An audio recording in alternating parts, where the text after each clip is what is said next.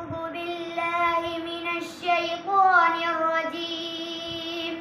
بسم الله الرحمن الرحيم.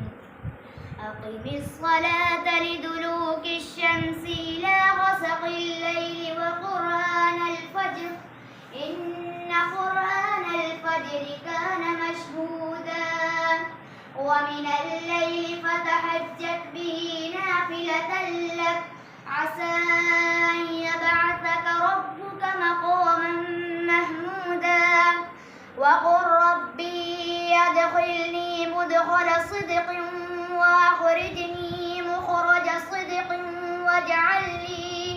واجعل لي من لدنك سلطانا نصيرا وقل جاء الحق وزهق الباطل إن الباطل كان